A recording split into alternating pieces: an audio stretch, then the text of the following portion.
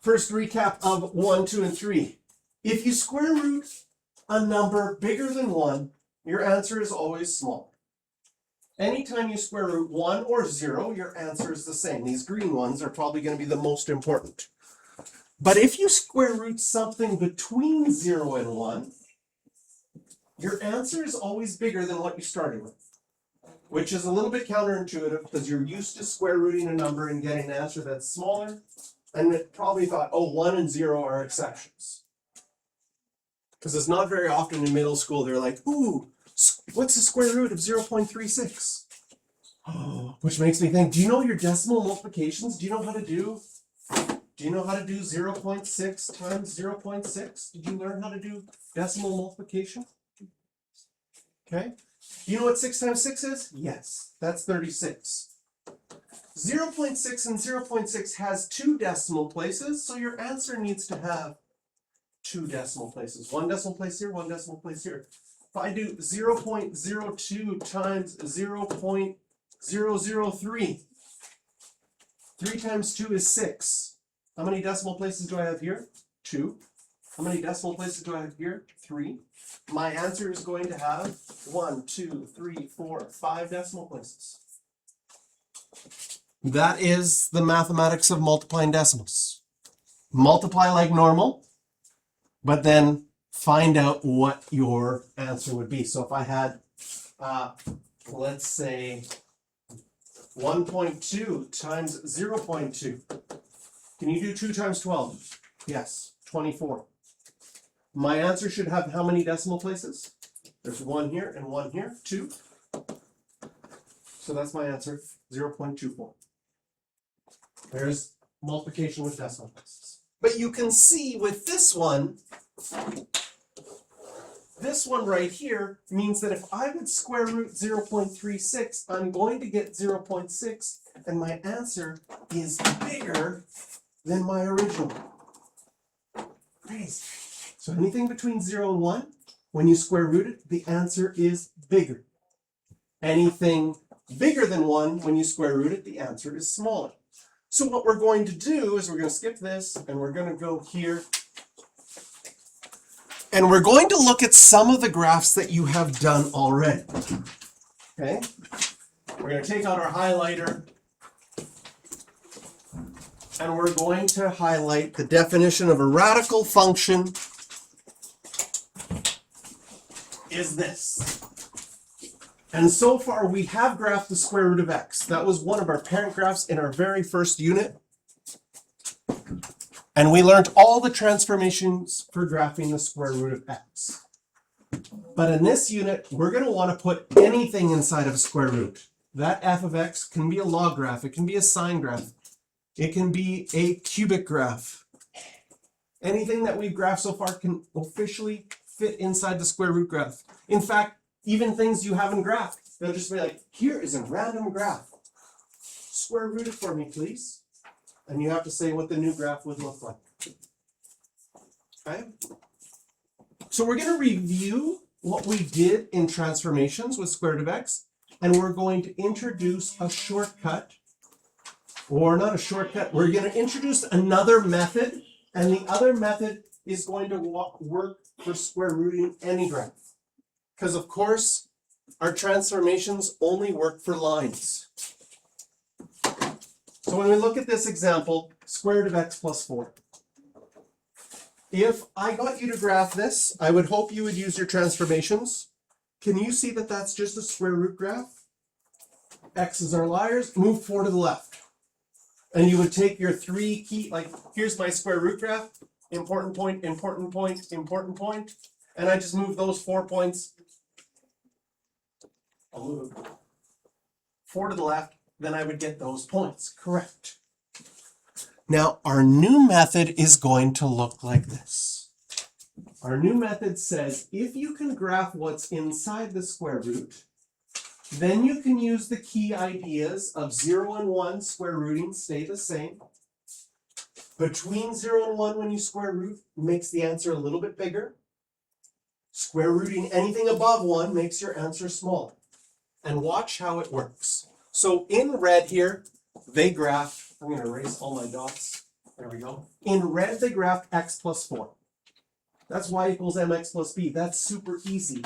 On that red graph, do you know where the y value is 0? Right here at -4. Do you know where your y value is 1? Right here at -3. When I square root that x plus 4, those 2 points are going to be on the square root graph. Then on this graph, do you see that you have, like, obviously you have 0, 4 on that straight line. What's the square root of 4? 2. So on my blue graph, it becomes smaller and becomes 0, 2. Pretty straightforward, right? In fact, anything where the y values were, here's where the y values are 1. Anything where my red graph's y values are 1, notice that the blue graph is below the red graph because square rooting makes it smaller. 0 and 1, where your y values were 0 and 1, those two are exactly the same on both the inside graph and your square root graph. But between 0 and 1, the blue graph, this is sometimes tricky, like, it is slightly above the red graph. And this is the idea, okay?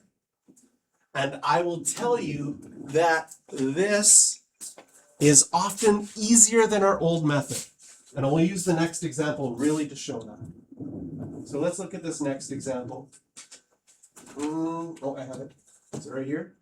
Oops. Yes. Oh, this is such a good example. Because you could do this blue graph. This is the blue graph. This is the red graph. You could do this blue graph with transformations. You would recognize my parent graph is the square root of x. I have a negative inside. Negative inside are horizontal. Do you see that that would be a horizontal reflection? You're going to flip it over the y-axis. Then you see the +2, and this is where a bunch of you would make a mistake. Which way does +2 go inside? 2 to the left, because x's are y's. Except that in this situation, you have a horizontal reflection and a horizontal translation. In order to graph this correctly, you would have had to remember to write it in factored form. So it's actually a -2, which is actually 2 to the right. So you were right in doing it the wrong way. Okay. Yeah, okay. It's all good. And that's the step I said most of you, like, you forget that step, right? That factored first step. So you might have gone 2 to the left, seeing the +2. In reality, once it's factored, it's 2 to the right. Now, the new method lets you not screw that up. You first graph the inside. Is it easy to graph -x plus 2? Yes. It would have a y-intercept of 2, a slope of -1. There's the red graph. Could you label on that red line your x-intercept at 2, 0? No problem. Could you label when the y value is 1? No problem. 1, 1. Then when you're square rooting this graph, those 2 points, because you square root 1, you get 1, you square root 0, you get 0, those 2 points stay the same. When your y values are bigger than 1, square rooting makes your answer smaller. So I could actually go on here and I could label this point. Can you see your y value is 4 there? So when you square root that same thing, that's a nice point. That would be at 2. But obviously the blue graph is below the red graph there.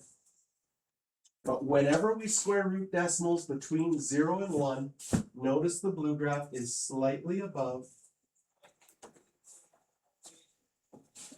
And this is going to be our new technique for graphing.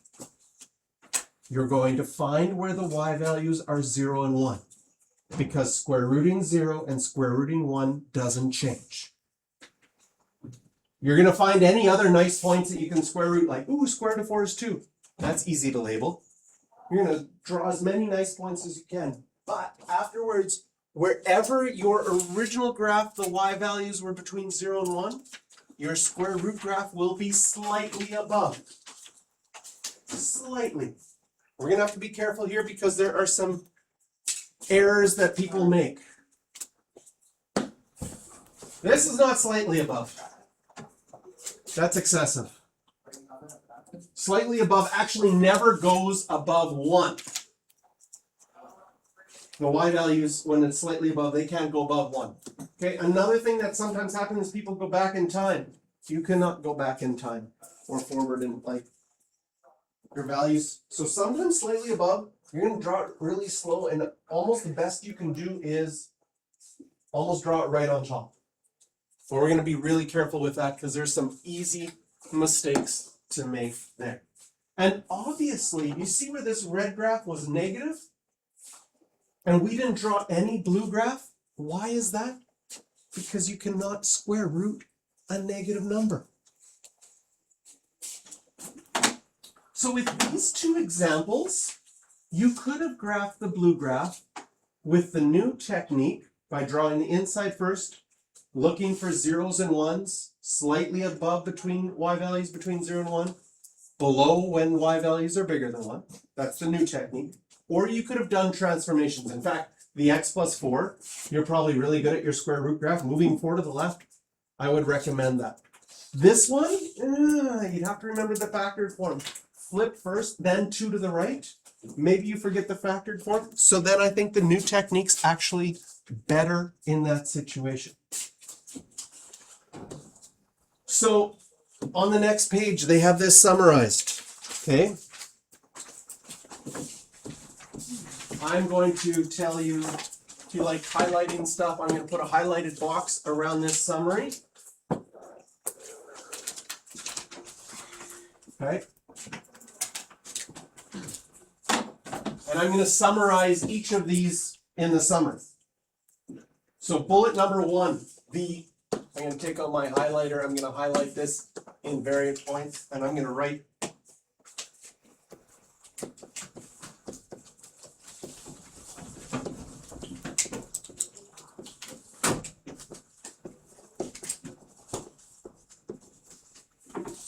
y values of 0 and 1 stay the same.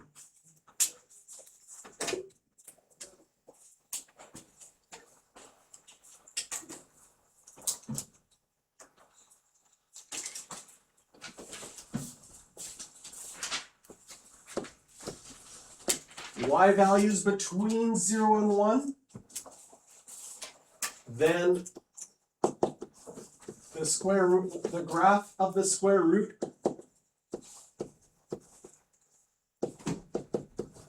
is above the original graph.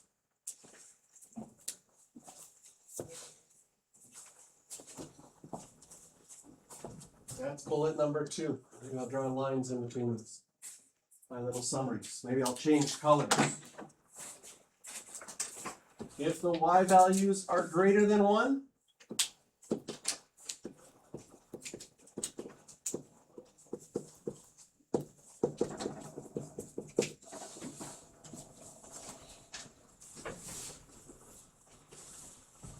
when you square root something bigger than 1, you will get an answer that's smaller. So on your graph, your new square root graph will be below your original graph. And the last one in purple here just says you can't square root a negative. So if the original graph has negative y values, your square root graph will not exist. Wait, what? Which part? Blue, So, like, green, or purple? What do you mean it does not exist? Like only over 0 exists, right? Only if your y values are bigger than 0. So for example, in the example that we just looked at, this last one here, right? This I circled in red. Here's where the red graph keeps on going down like this, right? Yeah. Its y values are negative. But when I do the square root graph, my square root graph's domain is just from 2 to negative infinity here. Because that's where my original graph was negative, and you can't square root a negative. Try plugging in 3. Negative 3 plus 2 is negative 1. Square root of negative 1. Not possible with the real numbers. So that's what that summary in the purple. Oh my goodness.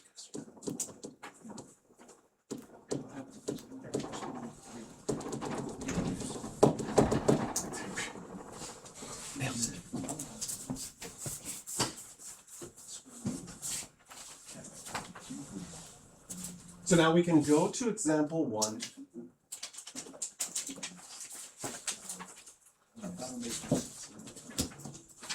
And example 1, what they're going to do here is they're going to say, if you can graph the original, you can graph the square root. And for the first 3 examples, they actually give you the graph, but on the exam, they might just give you the equation. Okay? Like, so in the first one, I hope that you can see that the equation is 2x plus 4. So the original equation in A is 2x plus 4. So on the exam, they might say graph y equals the square root of 2x plus 4. But in our example in the textbook, they've already drawn the graph. So we're learning our new technique rather than using our old technique. Our old technique is you'd write that in factored form, have a horizontal compression, x by a half, then moved 2 to the left. In our new one, we're going to look at the graph and start off and say, are the y values ever 0? Yes. Right here, my y value is 0 because it's at negative 2 comma 0. Are they ever 1? Yes, right there. I don't even know my x value, and I don't have to. So on my square root graph, which I'll do in blue, those 2 points are going to be identical. Where the y value is 0, and where the y value is 1, square root of 0 is 0, square root of 1 is 1. Next, I would look on my graph if there's any nice points I can square root. Like, is the y value 4? Yes. Here it is. There my y value is 4, so square rooting 4 would give me 2. That's an easy one to do. Can you see, is there a 9 on here? Basically, this would be 9, right? There my y value is 9. So I go straight down, what's the square root of 9? Go straight down to there. That's going to be 3. So I would look on my graph, is there any square roots that I could do nicely? And do those. Can you just do the first 2 and then kind of just guesstimate? You can do the first 2 and then say, okay, now that I've done the first 2, here's the important part. Obviously I've done these ones, so this part's easy. Those will have to connect. But between 0 and 1, your graph has to be slightly above. And that's enough for slightly above. It's just like, oh, you can barely see the red underneath. Okay? But don't exaggerate it. Because here are examples of exaggerations. That will lose you a half a mark. I exaggerated it, but my graph goes back in time. Can you see that you're supposed to start at negative 2? And I went to the left a little bit? That will lose me a mark. Also, you can't go above 1 to exaggerate it. So sometimes the best you can do is almost draw it like mine's almost right on top of the line. It's just slightly above, right? Get super sharp pencils, go to that 0.0009 millimeter pencil. Just draw it slightly above. So on the exam, they will look, do you get the 0 and 1 points correct? That's going to be really important. If those aren't labeled very obvious, like here, y is 0, I'm going to be very obvious on the second one. Ooh, I want to go blue again. It's going to be very obvious to make that 0. Then I'm going to go to 1, I'm going to make this very obvious that those are my 2 points in common. Between the 0 and 1, my blue graph has to be slightly above. There we go, and then it's gonna be below after that.